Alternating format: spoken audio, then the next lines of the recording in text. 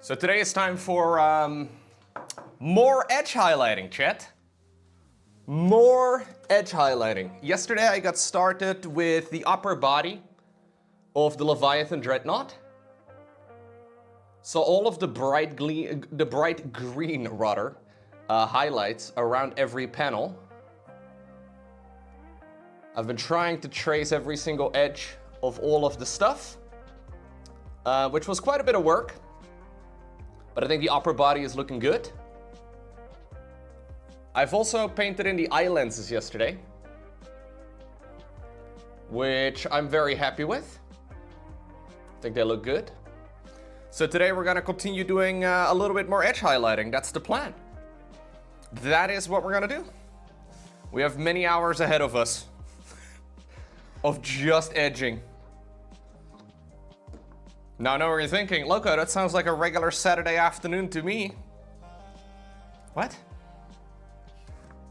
Yo, what's up, Zeekhart? Oh, you won your Spearhead game? Yo, get wrecked, rats. Skaven, more like Deadvin. Okay, I need to work on my on my roasts, but congratulations with your Spearhead win. Is my paint still usable? Not really. No, not really. We're gonna have to moisten the palette again.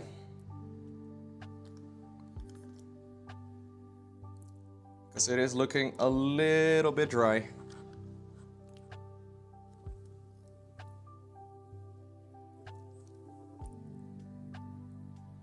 And I'll get some fresh paint. Because it looks like it mostly dried up overnight. Which is not what we wanted. Let me see. Gotta use some more of the Pharaoh Guard. Exactly, Zeke. That's how we want it. More moistness is better than less moistness. What's up, Rosetta? How dare the paint dry? I know.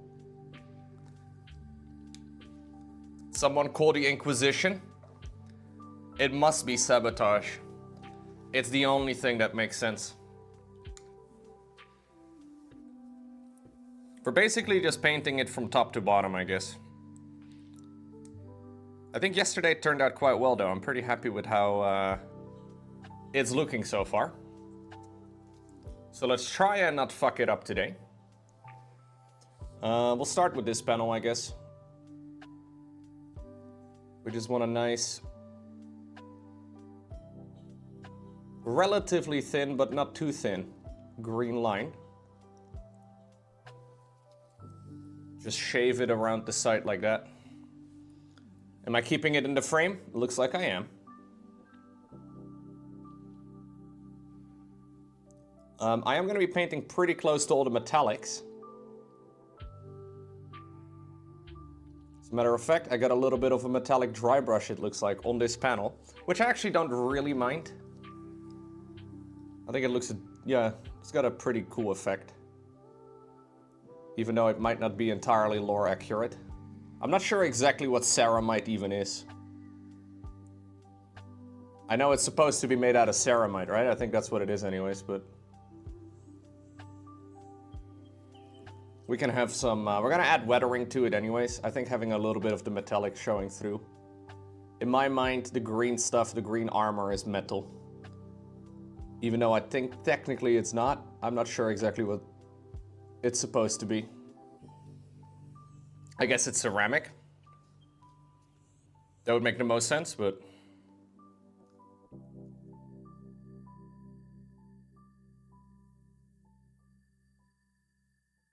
now, some of these sections are going to be tricky to reach, to the point where I don't really even know if I should be painting them in the first place. I will try and get to the ones that I can easily get to, I guess, but if it's like a really annoying section, I guess I'm just going to skip it.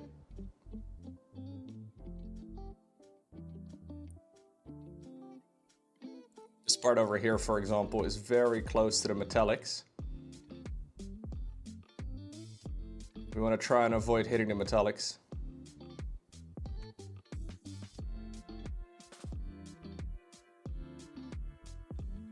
Okay, good enough. What's up, Ramble? How are you doing today?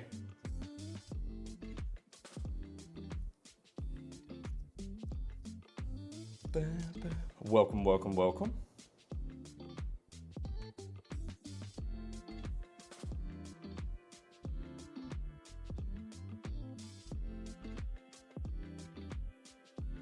I googled what is ceramite, and apparently ceramite is a form of heat and shock resistant ceramic material that is widely used throughout the Imperium. Yeah, so ceramic is not a metallic, right? So I guess having a little bit of metallic flowing through some of the armor panels maybe doesn't make sense, but in my mind, it's like plate armor, you know?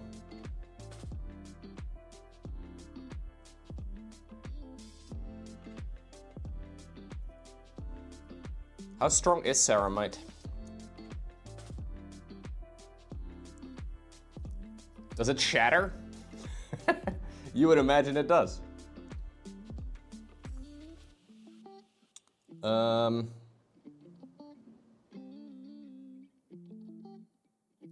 Nope.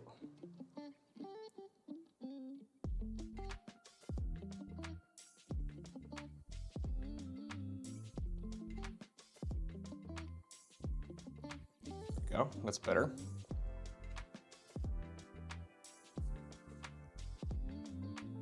I need to not forget my coffee, dude. Cheers, chat. A little bit of slurping in the microphone. Welcome to my stream. Anno 2024, dude. This is what we do.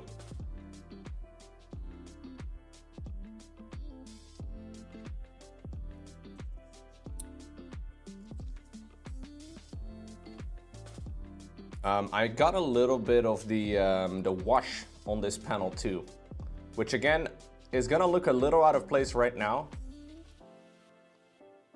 But I think when we get to the weathering, it will make sense to have a little bit of that on there.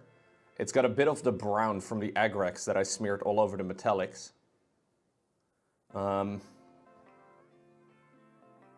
It's a little difficult to see, but it's like right underneath this part. I mean, I have to go out of my way to see it, so I guess it doesn't matter that much. I do want to actively add a lot of scratches and stuff to this guy later, so we'll work with it for now. We'll just pretend that it's some early weathering, I guess, to all of the paneling. What's up, Kazi-jun? Welcome. Thank you for tuning in again.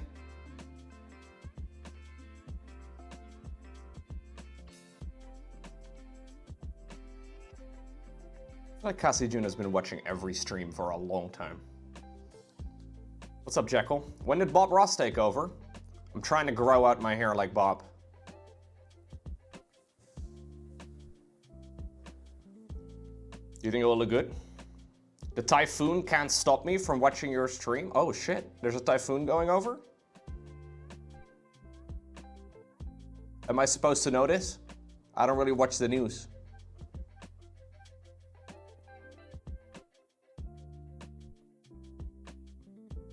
And would I say I don't really? I don't. Was I supposed to be aware of this? Anyways, hope it's not too bad.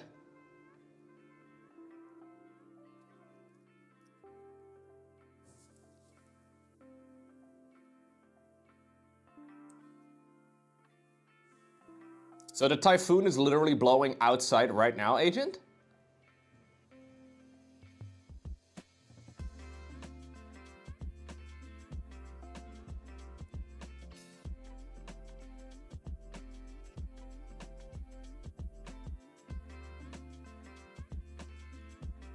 It's fine. That does sound a little scary.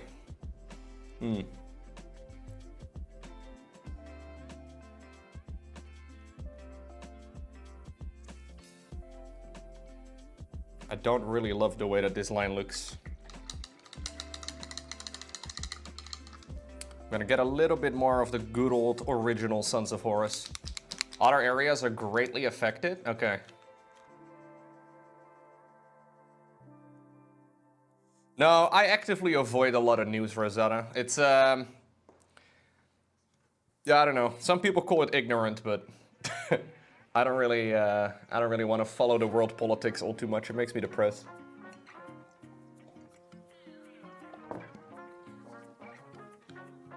The strong winds and flooding? Oh, jeez.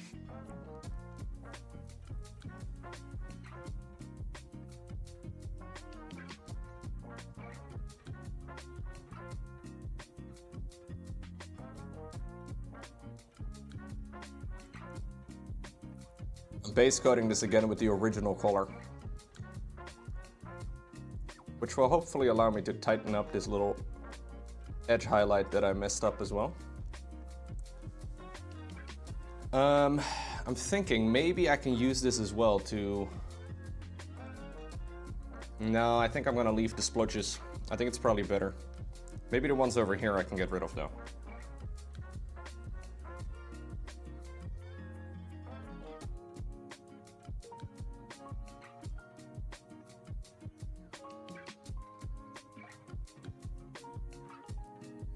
Okay. I think that panel is looking pretty good. We have a little bit of a bright highlight now on that one too. The hip joint or whatever it is. I guess we'll just do one leg at a time. We'll just go down from here.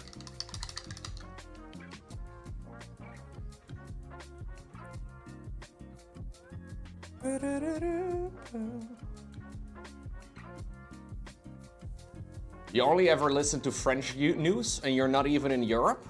What? You listen to news from France? Even though you're not... interesting. Oh no, that's not the build at all, Rumble.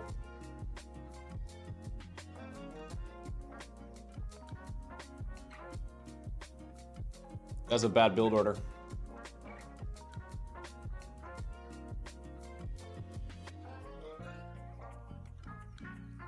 Watching the news or listening to the news first thing in the morning.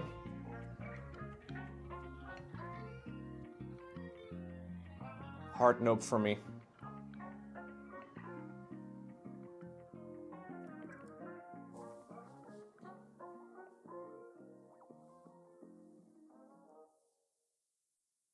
You know what else is a hard nope for me? I spent like 2 hours yesterday trying to fill out a tax form on Twitch. Like, I got an email from Twitch that one of my taxation forms was expiring. And upon filling the thing out, it bugged. To the point where I still have not been able to fill it out. And I was in a chat with the partner support of Twitch. Until probably about 1 AM, maybe 1:30 AM. Another very bad build order. Should hopefully be resolved in some time in the near future. That means you don't have to pay taxes? No, that's not what it means.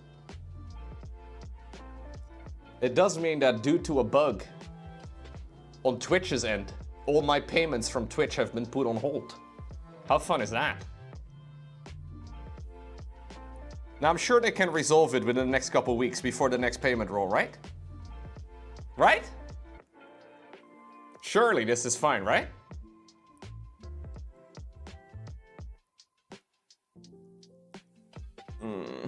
Pain, dude. Pain.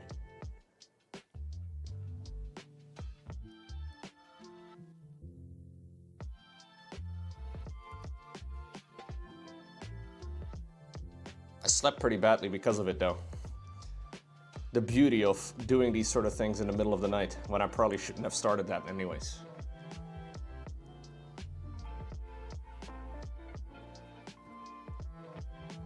Well, it does give me an update right now when I log into my Twitch dashboard that something apparently is bugged out. And that I need to wait for, like, it did change something overnight. It now gives me an error message.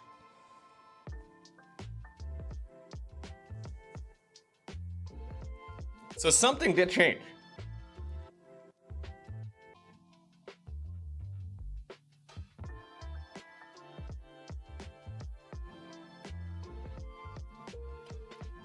The guy from the partner support was super nice though. But yeah, it didn't actually resolve my issue, so you know.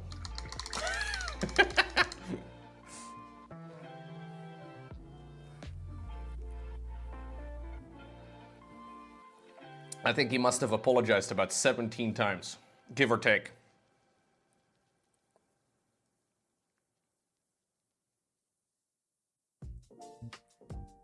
But yeah, didn't resolve the issue. So hey, I guess we'll see. I've got faith that they will resolve it.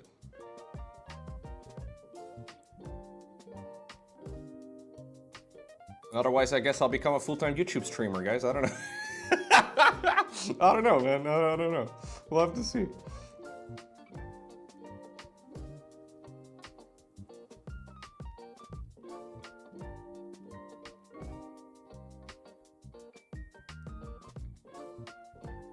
No, I'm sure it won't be that bad.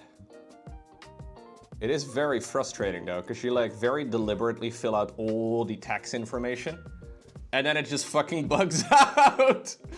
And I'm like, oh god, okay, I guess I did something wrong. Let me just go through the whole process again, and you do it again, and then another time, and it just doesn't work. And you're like, oh shit, that is not on my end.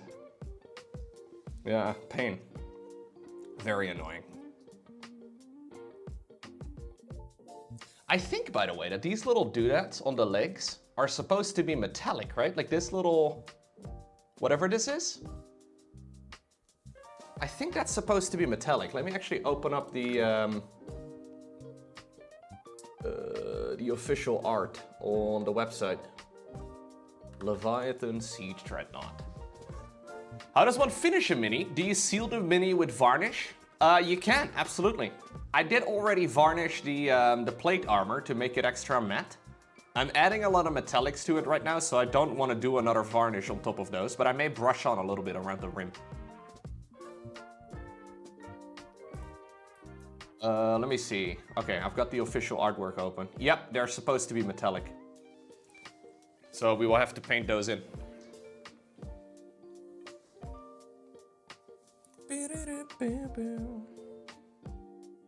We'll do that in a little bit.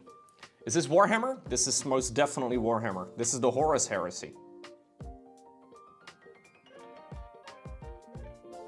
Which is a time period in Warhammer. About a guy named Horus. Horus Heresy.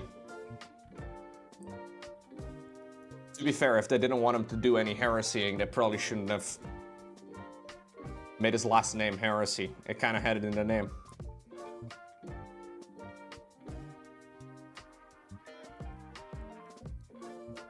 Mr. Emperor, not that smart after all.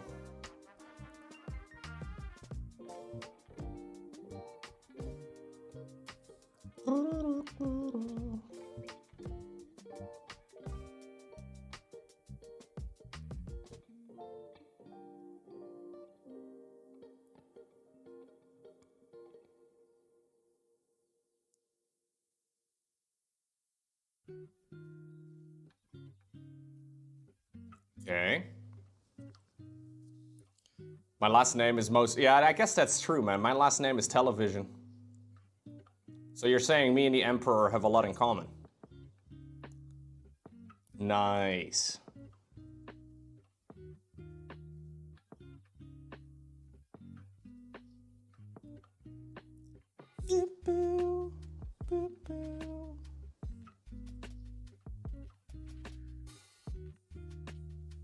Big compliment, big compliment.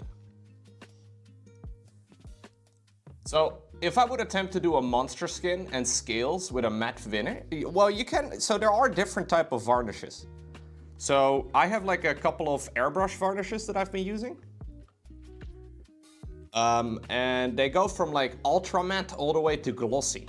So the vibe that you're going for is what you should probably be varnishing for too.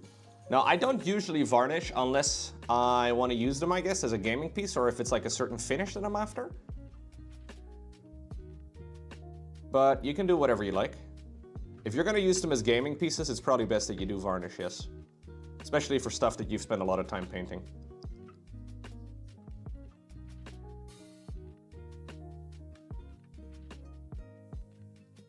I mean, it is like a protective layer, right? So maybe it isn't that bad of an idea. Problem is, if I ultra matte varnish all of the metallics, it's gonna take a lot of the gloss out of it. So I kind of like the shininess of the metallics. That's why I specifically varnished and painted all of the green plates first. So it seems like it's best, like I'm no expert, but it seems like it's best to spend a little bit of time thinking about how you want to paint it and then varnish it in whatever order works best.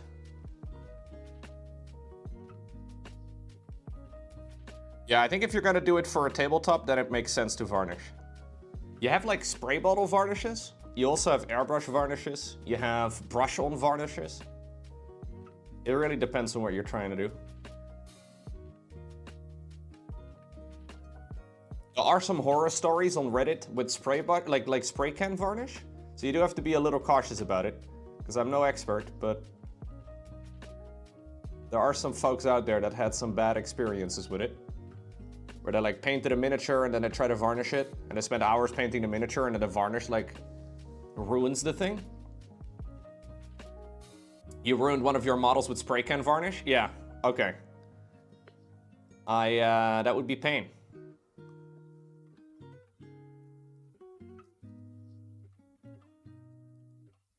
I'm assuming you use airbrush now, Shiny, for varnishing?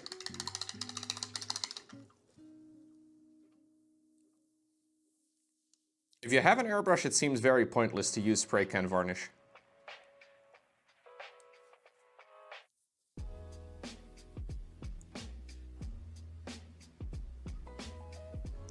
I've never actually seen a Warhammer game in person, Jekyll. What's up, Brisick?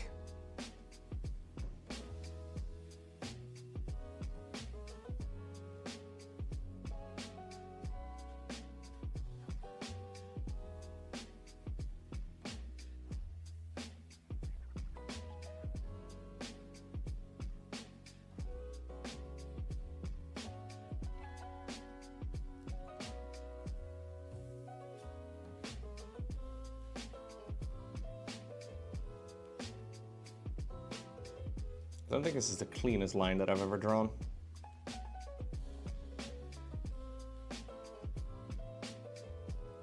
Okay.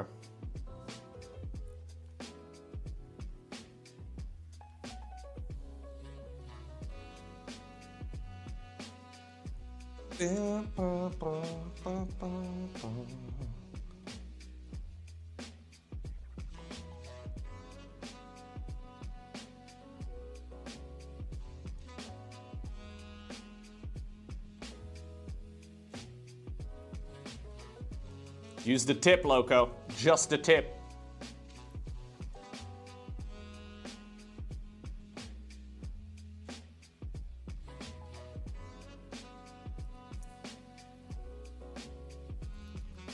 You're new to the hobby, so you don't have an airbrush? Right. You can definitely give spray can varnish a try, man. It's probably fine. Just make sure to read the instructions.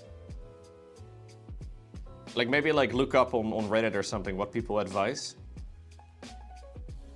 You have to like shake them for like 2 minutes or so. Like most of the spray can, it's kind of like a primer, you know? Like most of the spray can primers also have to be shook for a while. You have to like use them at a certain temperature. Humidity shouldn't be super high or super low. Like there's a couple of like base rules, I guess, you know? Like you want to varnish outside, obviously.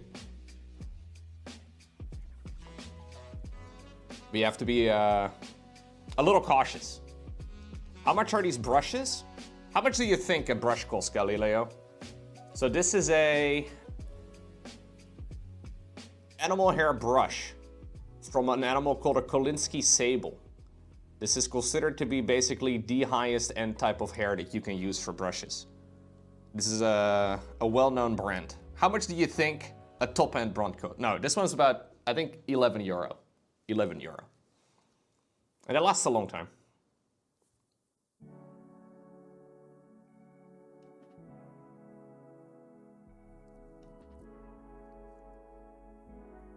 When I first got into mini painting,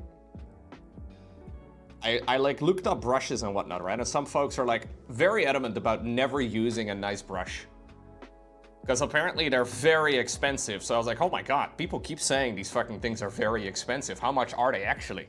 You can get really good high-end brushes for like 10 bucks. And like there's a lot of folks on the internet that are actively trying to avoid them because they are too expensive. I'm like, dude, like if you clean them, they last a long ass time. If you take care of them, and it's like 10 times more enjoyable to paint with a good brush than, you know, with a shitty one. Like if you're painting with a shitty brush, it's just gonna be a pain, man. I tried some really cheap brushes initially, and like the tips curl, which means that like you have like a hooked tip on the end of your brush,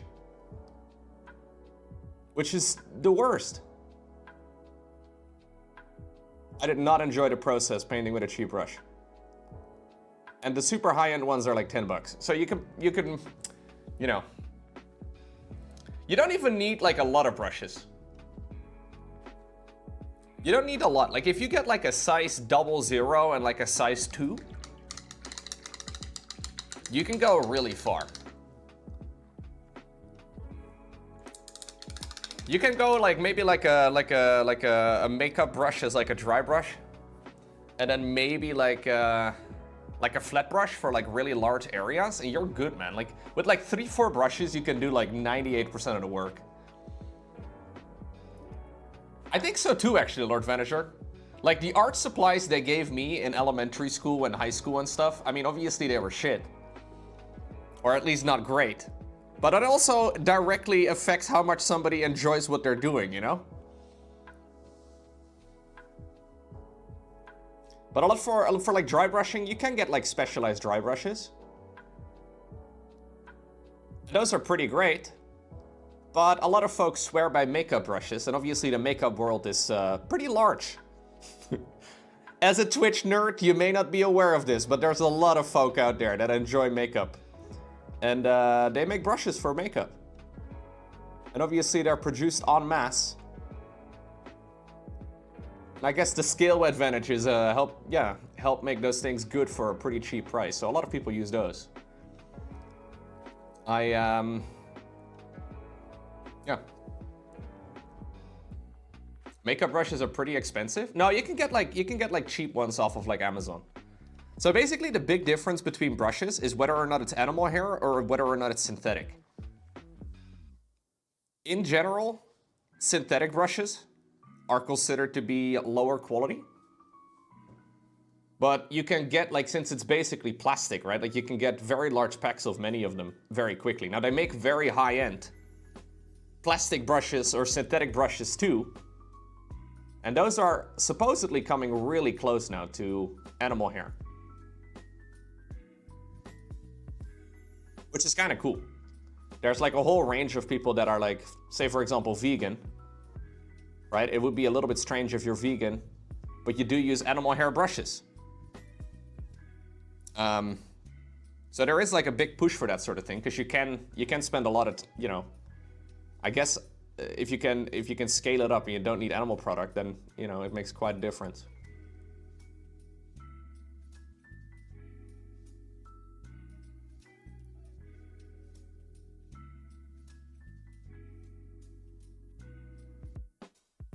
Oh, yeah. Brushes is like a very... You prefer synthetic brushes because they hold less water, so you can't drench the canvas? Yeah, that is another thing, right? Like it's very much so a personal preference. Wait, no Discord ping? Oh no. Oh my god, I'm gonna have to manually do it in a sec. You can make human hair brushes, absolutely.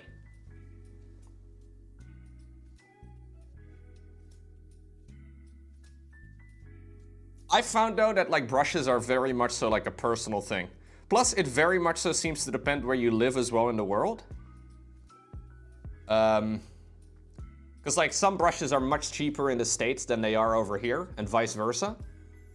Like there's like a bunch of, you know, this is like a typical like generational thing. There's like a bunch of companies out there that have been like producing brushes and only brushes for like generations. It's one of those old worldy type of things where like my family used to make brushes, my grandparents before me, And now it's my itinerary. Like, you know, like there's companies out there that just make brushes, and a bunch of them are located in the UK. So I would imagine at least those are more expensive to get in the US, just because of proximity, right? Like, but yeah.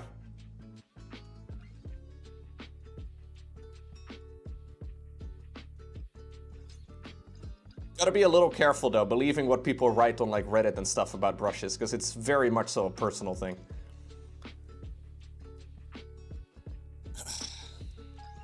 Hey, if you want to get rid of some of them, Von Ruvio, like, let me know, dude. Go ahead, send them over, dude. It's okay, it's okay. Sadly, you didn't get an apartment close by, so you would have a 2-hour commute each day? Oof.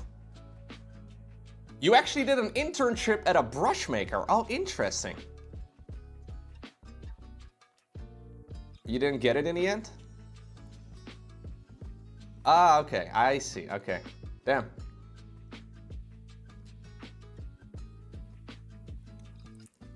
Yeah, it's interesting.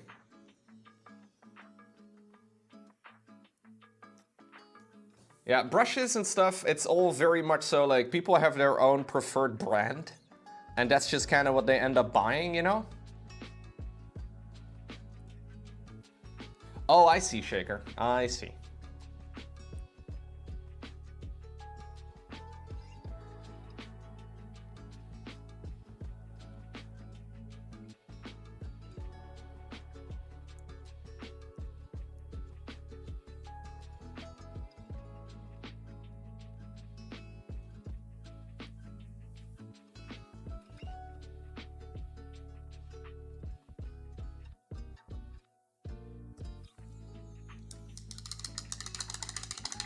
It's a dying craft, like proper goldsmiths. I think that is one of those things, though, that will always kind of remain. There is always going to be a big enough market out there for art supplies, I'm sure.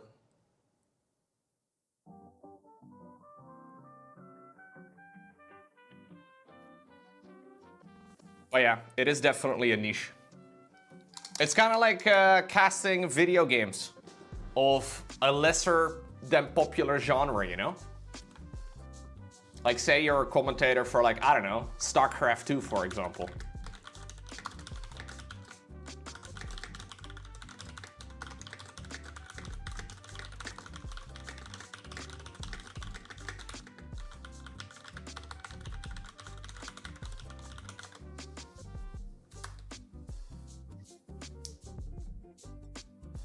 Yeah, that's true, Don. What's up, Henry? You were quick. You were fast at saying hi. I've been trying a couple different brands. This one I wouldn't buy again.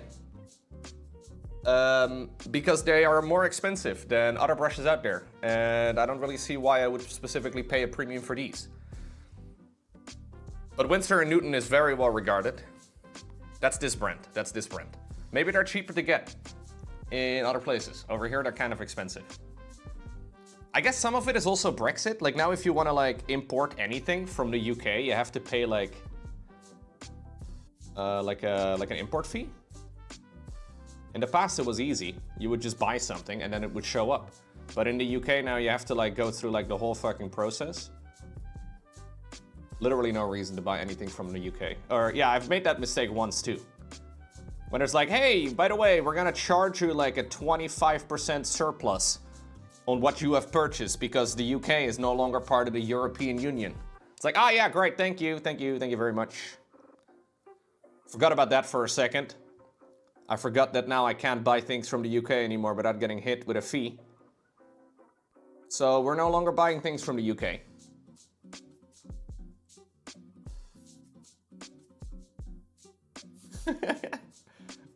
I will be doing edge highlighting on the metallics too, yes. Although on the metallics, I've already done a dry brush.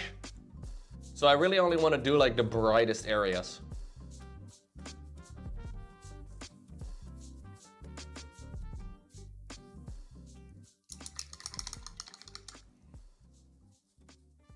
Yeah.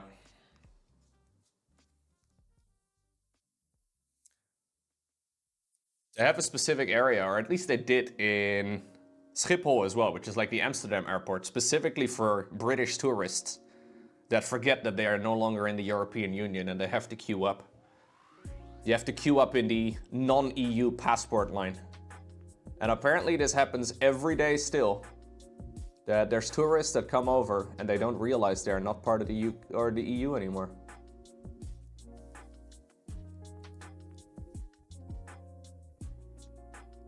Now, to be fair, a lot of the parties that go to, like, say, for example, Amsterdam, for like a bachelor party or something, they're not necessarily the most informed people, I guess. They're actually actively trying to avoid people from going to, like specifically for bachelor parties. They're trying to prevent them from going to Amsterdam because apparently they create a mess.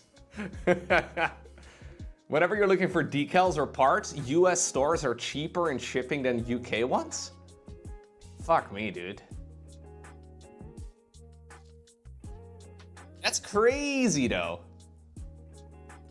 Cheaper to buy from the States than the UK? It doesn't even surprise me, but yeah. It's the same for like, you know how like you can buy stuff over here from the UK that's like, say, 20 bucks. They're gonna charge you like 10 euros shipping. And then you have to pay like a 25% import fee or whatever, right? On the flip side, you have companies that ship from China that like arrive 3 days after you order and they don't charge any shipping fees. And you're like, how did any, like, you not, How does any of this make sense? I don't, This is coming from the other side of the planet, and somehow you can get it here faster and cheaper than from a country that I can, well, almost see on the other side of the water. Like, it's very close by. The flight from Amsterdam to London is like you know, less than 45 minutes. It's not far. Yeah, a lot of it obviously doesn't come directly from China, but some of it does, and it does come quick. Obviously, it's just bulk, yeah. It's just scale advantages, but it is a little bit strange.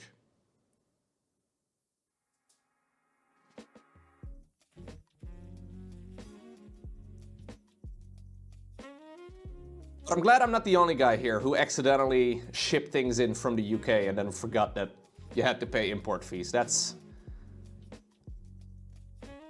It seems like most people here have had a similar experience. I felt pretty dumb.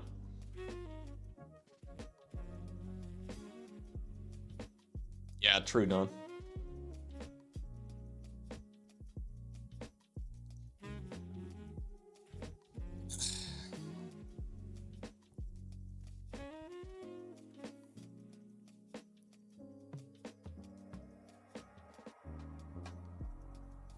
It's pretty shitty though for all like the small online stores in the UK that, like, you know, made a living off of shipping things. Very hard to compete with, you know,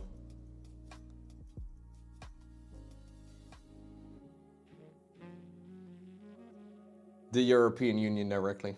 How long have I spent on this piece so far? Ooh, I'm not sure.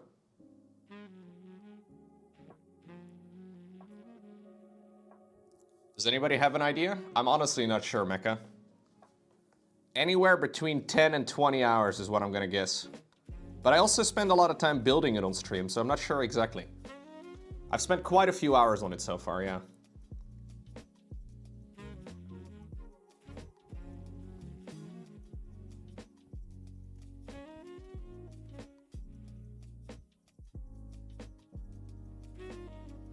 Has it been several days? Oh yeah.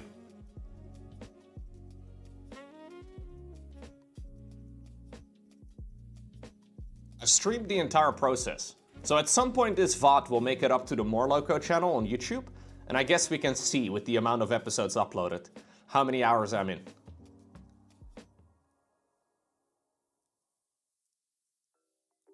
You forgot the name of the store that was a really nice webshop for D&D dice in the UK? Oh yeah. There's like Wayland Games. There's a couple of web stores like that. Building part is a 7th stream today. Okay, we're probably at about, yeah, 15 to 20 hours then in total at this point. Thank you for looking it up, Don. Thank you, Mecha. What's up, Tara? Hello. I'm getting a lot of compliments on the metallics.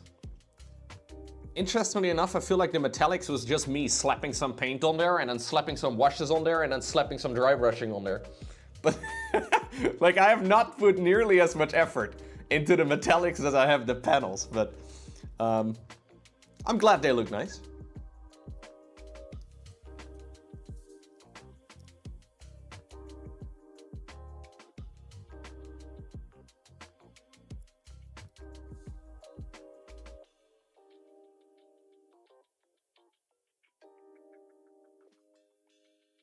I feel like that was a very quick portion of building and painting. Since metallic paints were invented, it's so easy to make things look good. Yeah, there's actually a whole line of people that specifically don't use metallic paints. It is called non-metallic metal, where people specifically don't use metallic paints. I do want to give that a shot at some point in the future.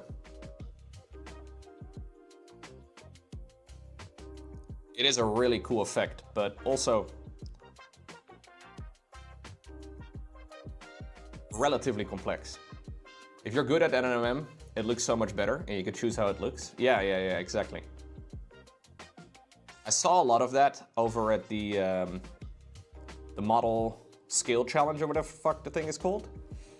It does look really nice in person.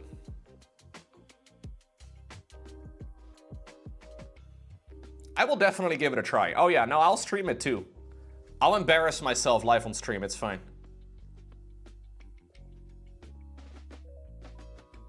I saw actually that, so I got some of these paints. I could actually give it a try.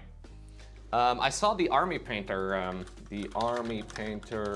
non-metallic metal. They had like a specific tutorial for this sort of thing. Yeah. So like say for example you want to paint something, I don't know, something like a silver NMM. So they recommend you start with a deep gray base coat and then use uniform gray for the first highlight. And basically like you block in the colors and then you do a lot of blending in between to try and get the correct end result. And it does create a really cool effect here in the end. But that is not easy to do. That is a little bit tricky. Yeah, there's videos for this too. I haven't really dived into that sort of thing yet, but we will get to it at some point in the future, I'm sure. It's very easy to mess up. Well, basically it's a lot of very thin layers of very thin paint.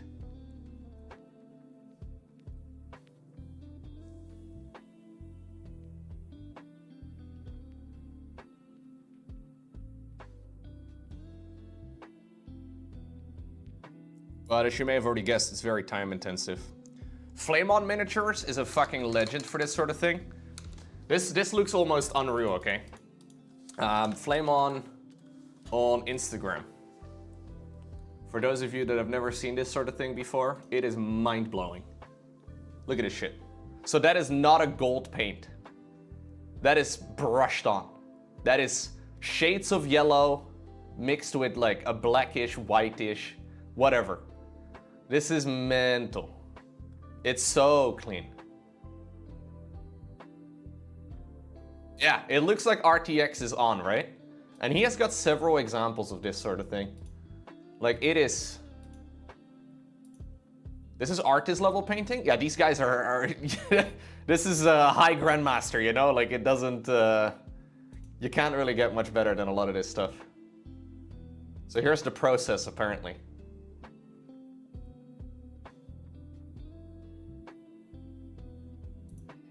It is kind of cool. Look at this thing, dude. 1000 sun. Look at that.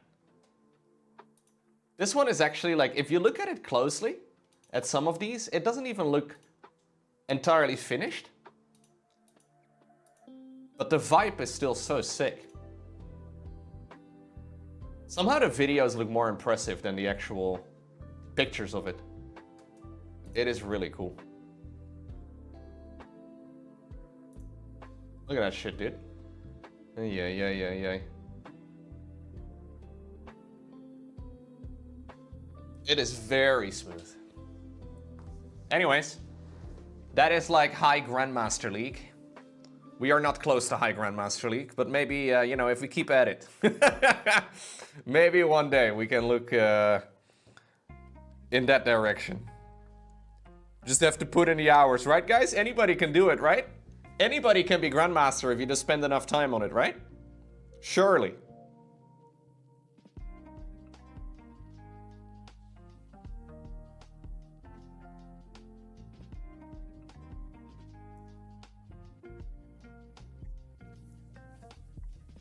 I want to get Instagram for minis only, but still got dudes with sick pack. Never could customize the feed. You don't customize the feed. You interact what you want to interact with, and it will tell you what you like. It works pretty great. Until you're like, I don't know. Like say life has thrown you a couple curveballs and you're feeling kind of sad. It will now only serve you depressing shit.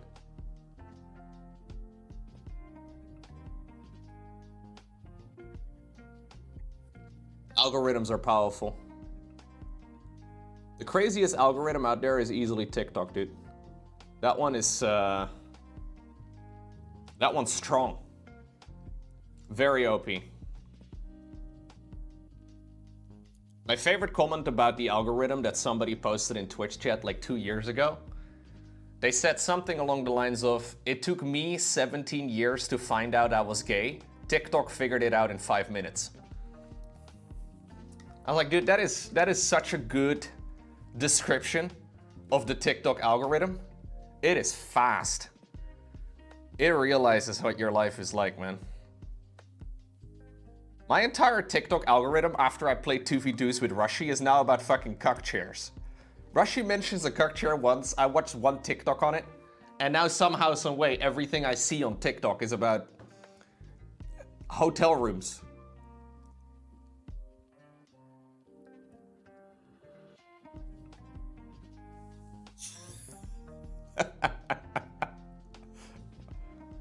I'm very similar to your gay customers? Wait, me? Oh.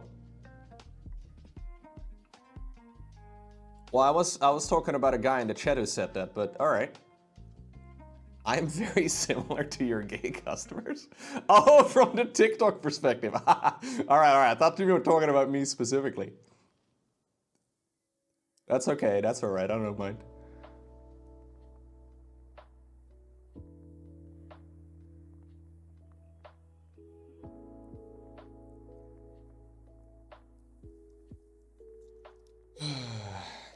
You're scared to click some videos on YouTube because it will mess up your algorithm? Yeah. Yeah. I have past videos too, dude. I like see a thumbnail of somebody who made a really nice mozzarella pizza or whatever. I'm like, I'm not gonna click it because I don't even have a way to properly bake pizza. Like, I don't want to watch a dough kneading video, even though I kind of want to watch it because it seems chill.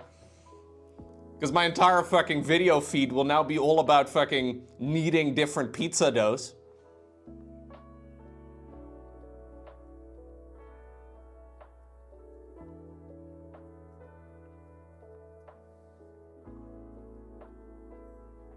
And Lowko, maybe inappropriate, but how much income do you make from Twitch?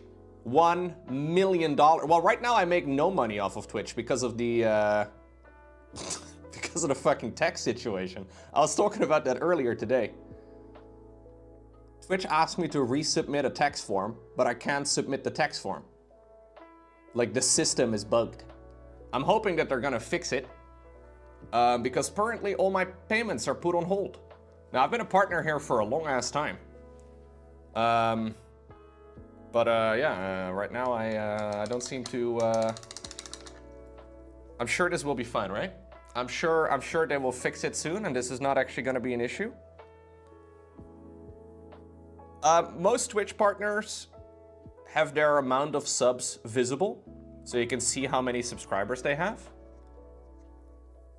For me, currently, there are 1,340. Now, every country has a different cost for subscriptions. But on average, it's probably about €5, $5, something along those lines. Of which most partners that have about that amount of subs, 70% goes to them, 30% goes to Twitch. Then there are like different types of revenue as well for like ads, for example. There's people out there that do a lot of sponsored content. I do the occasional bit of sponsored content. Obviously, we have the YouTube channel. So it's a little tricky to really give you hard and fast numbers like that. But on average, you can kind of determine it that way. So the way it works, like if you look at my sub count right now, it's 1,340 sub points, which you would have to multiply by about 5. Then you have to multiply it by about 0.7, because that would be the 30% cut that Twitch takes. And then you probably have to multiply it by about 0.6, because the government also takes like 40 to 50%. So it's a cut and a cut and a cut and a cut. But yeah, that's life. A lot of folks forget about income taxes though. Like, I see a lot of calculations online of people that are like, oh, PewDiePie made $1 billion.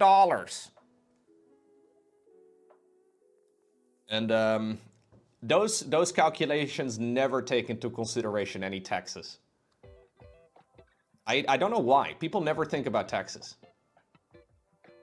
No, it's $6 in the US now, Rumble.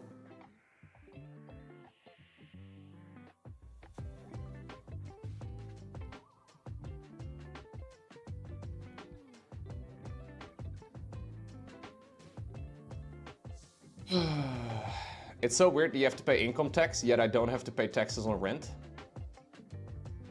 Oh, yeah, well, that is capital gains, right? Capital gains taxes are... Well, that's an entirely different debate.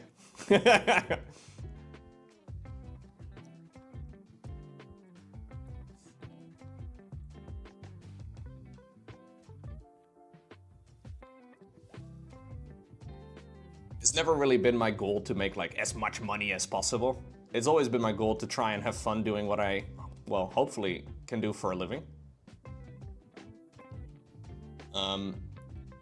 And financially, things have worked out well so far. Like, I can't complain. Like, it's like the main thing that is kind of tricky sometimes is determining the future, right? Like, how stable is what I do for a living? Specifically for like YouTube, which is a big chunk of my income. Where the fuck is StarCraft gonna be in a couple years from now? I have no idea. Maybe it'll be great. Maybe it won't be. The transferable skill as well of what I do right now. Say I would have to one day get a regular, quote unquote, regular job. It is a little bit different than like, you know, regular work experience or anything like that. So there are quite a few considerations to make. One thing I have learned though from being a content creator for many years now is that people either assume you're like a multi-millionaire or you're poor and your parents pay all your bills. That seems to be the general vibe of people that ask what I do for a living in real life. For some reason, there is never any middle ground.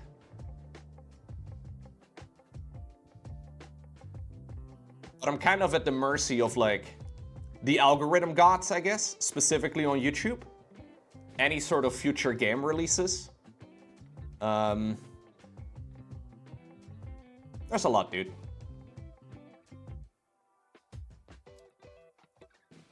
I have already spent a lot of time thinking about these sort of things, so I don't really think about them that much anymore, but that is one of the main reasons, I think, why a lot of folks at some point get too stressed out. Even when they are full-time content creators for some time, they just fucking GG out of it, because it's, you know,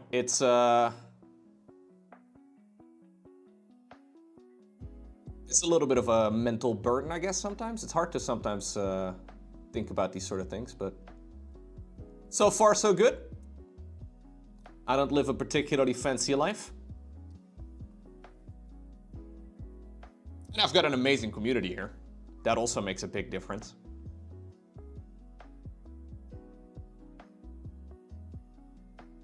I'm hoping there's always going to be at least a group of folks out there that enjoy what I do.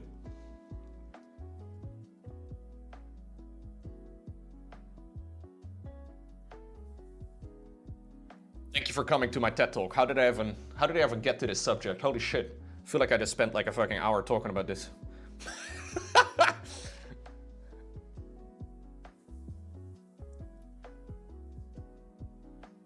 Like, it's one of those things where technically the sky is the limit, right? Like you hear those success stories on Twitch all the time or on YouTube all the time about people that make a fuck ton of money.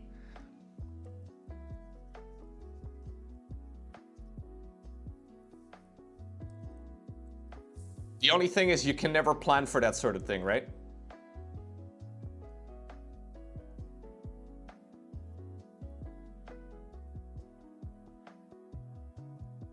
But yeah, I do have a bit of a weird job.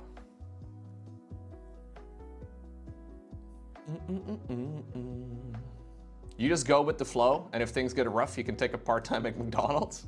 Nah, we're good, dude. I'm not really too concerned about any of these things, but they do go through my mind sometimes. I guess that's only natural, right? Honestly, it's kind of like anybody who's like self-employed. Say like you're, I don't know, you're a plumber, right? Say your name is Mario and you're a plumber. What if you break your leg? You can get insurance for that sort of thing, I guess, but the future is always a little bit hard to predict the future.